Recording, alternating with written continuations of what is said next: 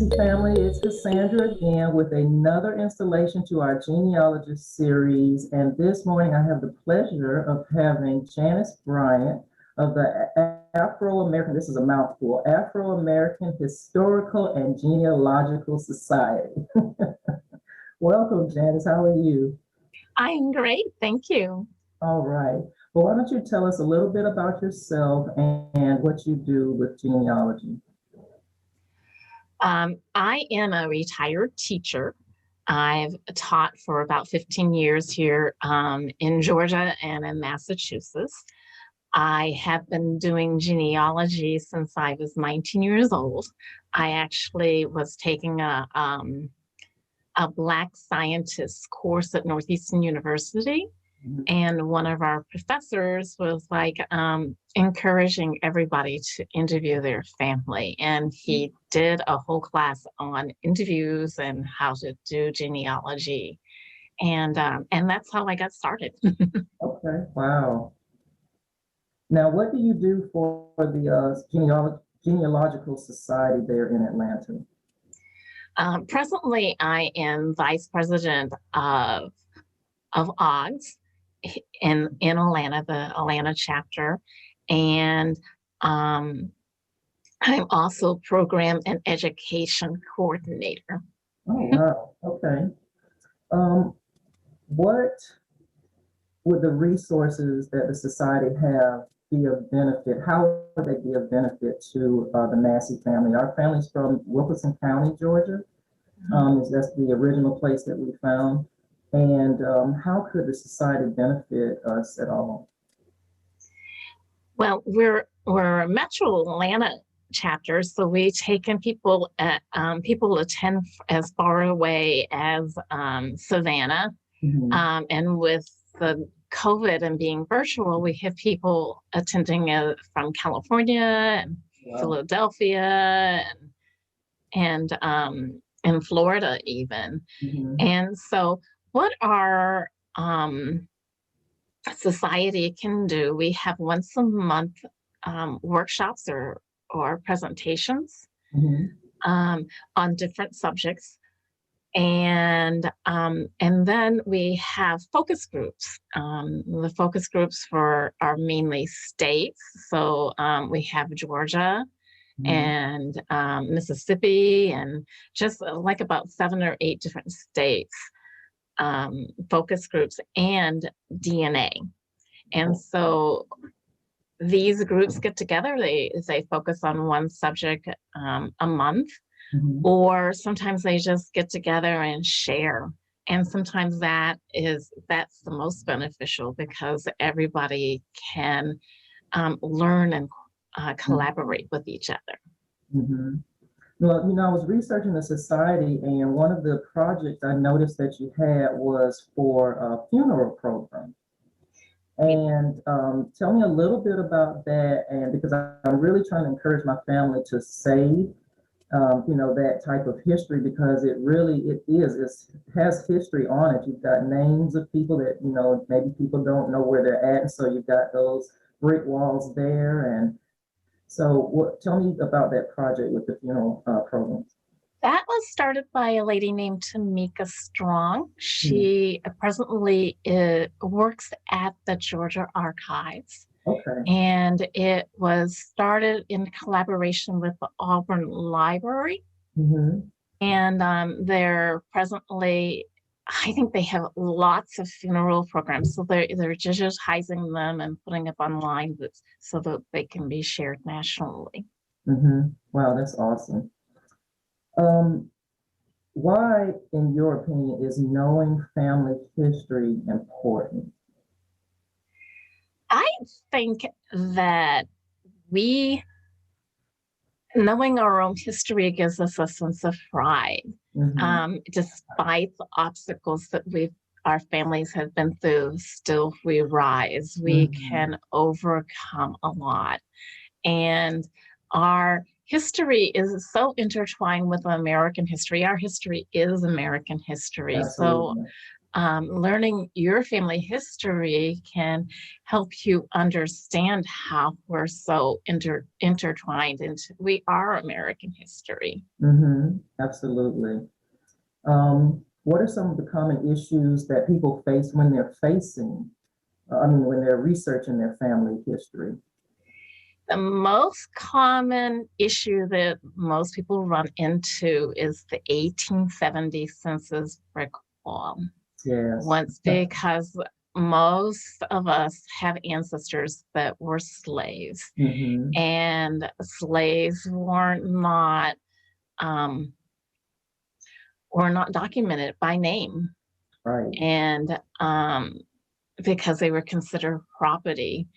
And so there are various ways to get around that brick wall. First of all, you want to go on and look at the 1860 and 1850 census, because you may have ancestors that were free persons of color, and they will be on the census.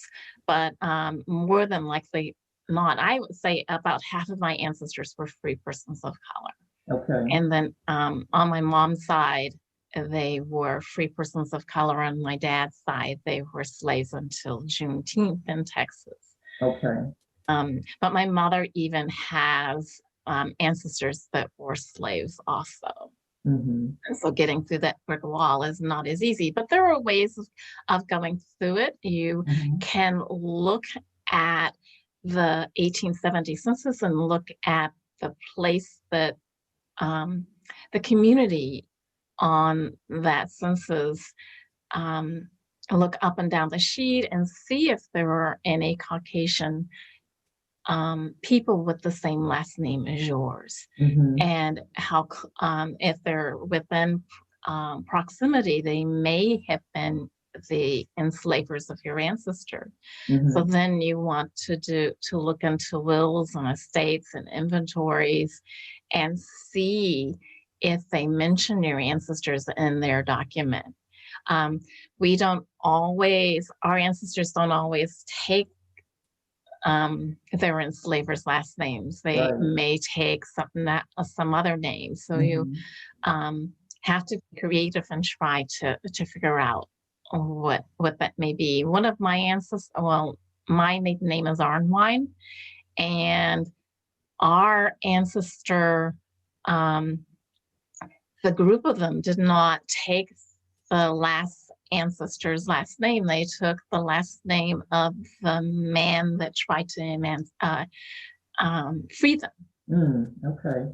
Allowed to be freed, but they, after he died, they weren't allowed to be free. They were divided up and given to other people. But that's what they did. So you just never know. Right. There are other documents, like there's the free persons of color registration. There are apprenticeship registrations. In Georgia, there are about 34 counties that have such registrations. They're located at the Georgia Archives. I looked up Wilkerson. Wilkerson is not one of them. Okay. What other things you can do? You can look at cohabitation records. Okay. And that may have a wealth of information. It may tell who they're living with and who they were living with before slavery, and who they have children with, and their children's names and their enslavers' names. So, if you're able to find one of those, it's a wealth of information. The other thing is Freedmen Bureau records are another good wealth of information. In fact, OGS is having a workshop, a 2-hour workshop in July on the Freedmen Bureau records. So it's just going to be for people that are members. So if you become a member, you can join us. It's going to be a more of a hands-on workshop. Oh, I would love that. I think hands-on virtual workshop. She's going to divide us into different chat rooms, depending on what area you're trying to research. Okay, and I don't have to live in Georgia, though, right? No. Okay. No. All right. Um, yeah, there were different ways. Might be able to find slave narratives, and Mm, slave narratives can have a wealth of information. If you heard of President Roosevelt mm, tried to make all kinds of jobs for people, and one of those jobs during his New Deal was federal writers, and the federal mm, writers went across the country, and they just didn't they interviewed all different sections of society, the mhm, Italian Americans, the Jewish Americans. They interviewed people that had traveled to the West and mhm, what it was like for them. And they interviewed people that were involved in the big fire in Chicago, and what it mhm. was like. And the one big group that they did interview were um, ex-slaves. Mm, And wow. so Okay. you've got ex-slave narratives. Wow. Wow.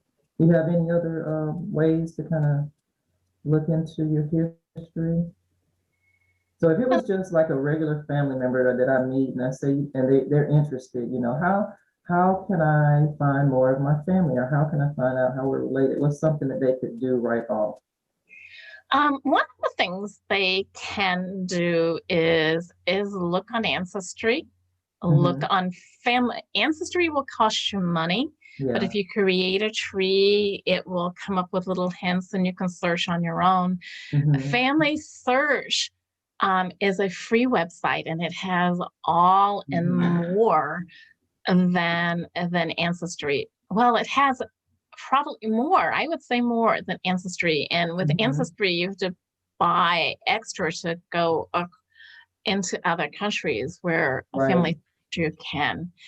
Family Search also has digitized a lot of court records and Hmm. other records of family, like marriages and births and vital records. Hmm. If they're not um, I want to say digitized. No, if they're not indexed, Okay. they're digitized. And which means when they're digitized, you can manually look at each page within the Hmm. record Okay. and and research that way. Sometimes a lot of records are indexed, but a lot of records are not, especially Hmm. from the county. Okay. Yeah, I noticed that as I looked on there for our family, it's really interesting. Where they're from in Wilkinson County, apparently there were 4 fires that took place because of different wars, and the courtrooms were burned down. Mm. So the courthouses were burned down, and so I think that's where we have a lot of our black holes because of that. So that's kind of hindering the research that I think we probably could find.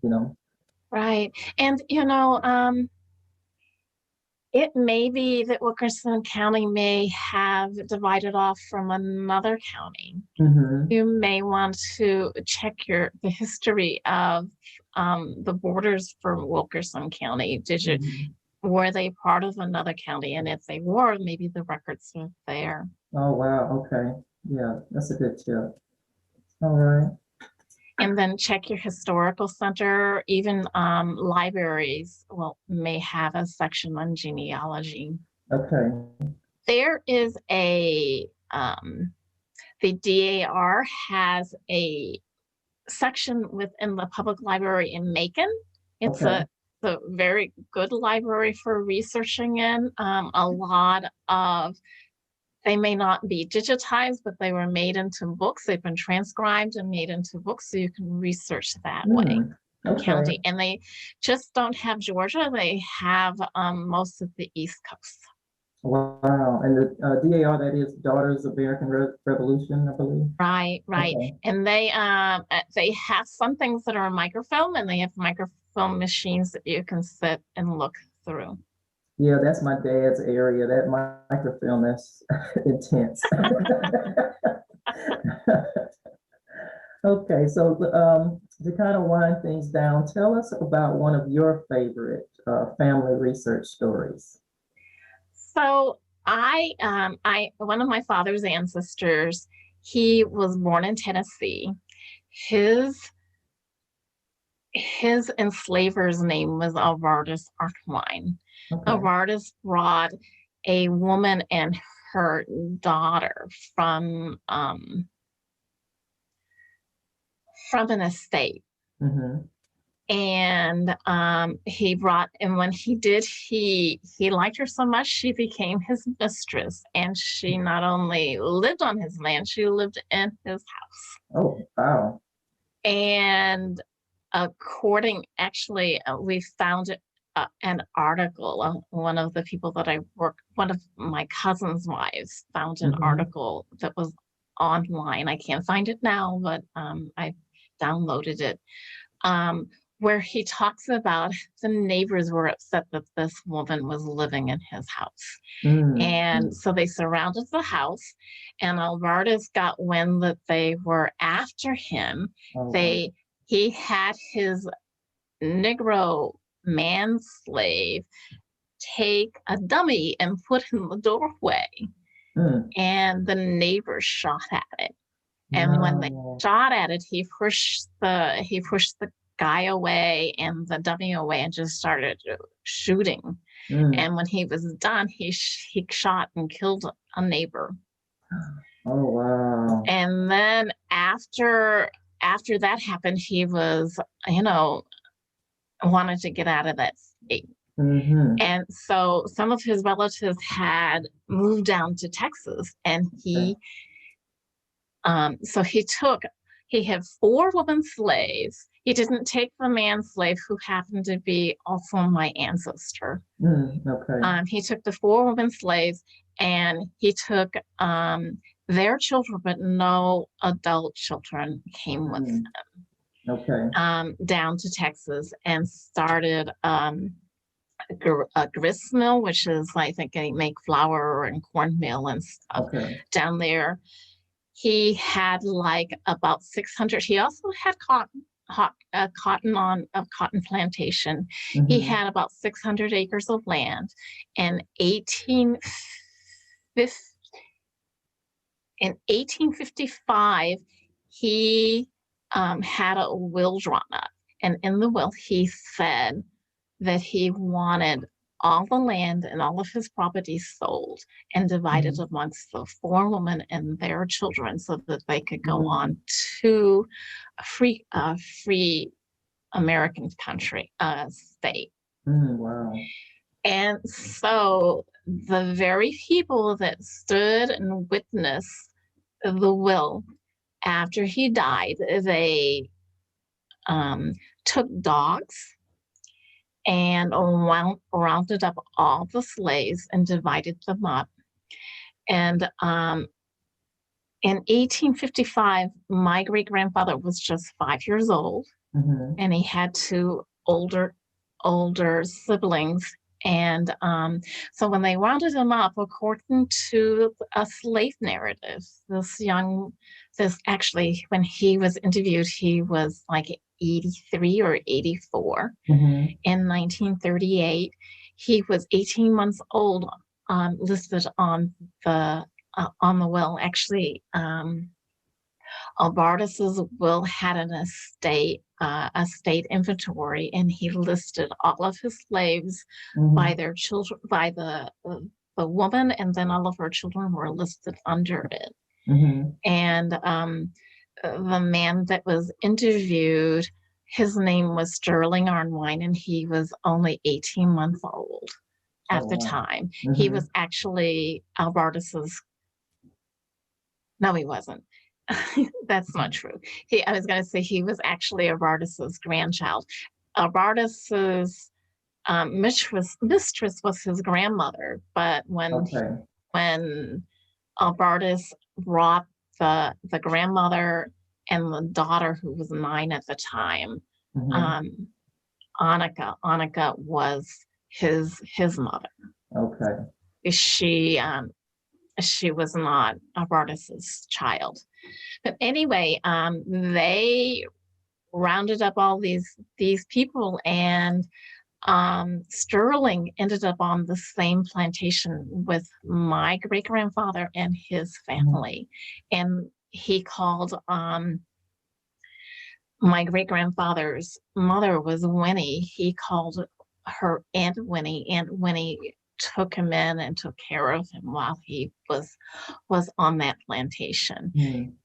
In that slave narrative, he talked about what life was like on that plantation. He talked about my great-great-grandmother as being a cook and a spinner.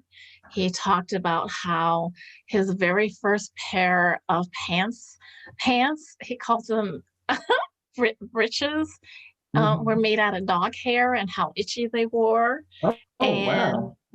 yeah, can you imagine? And he talked about the day that they were freed from the plantation. And then by 1870, my great-grandfather was only 15 years old when they were freed in 1865. And by 1870, my great-grandfather was already owning 180 acres of land of his own. So I haven't figured out how he did that, but that's a great accomplishment. That is, wow. That's a great story. Now there's more to his story that I haven't been able to prove, but according to folklore, he found oil on his land. Oh, wow. And the white people in that county came to him and said, they asked him to give them the title to his land. And so he did. And they said, now without the title, you can't. And they ended up running him out of town. And he took it in the middle of the night. He put all of his family in a wagon, a horse and wagon, and he rode them about 250 miles outside of the county, the town that they were from. Wow. And so our family, he cut off ties from that family. So our family did not know the other family until just recently. But that's a great story. Wow. Thank you. Thank you. Well, thank you so much for joining us today and sharing and telling us a little bit about the Afro-American Historical and Genealogical Society. And did you have anything else you wanted to add for us? No, I think this is a wonderful project. I'm going to be talking to my own family and seeing if we can do this with our family. There's so much history. We don't want to lose it. Right, absolutely. So thank you so much for sharing. I really appreciate it. Thank you. You're welcome.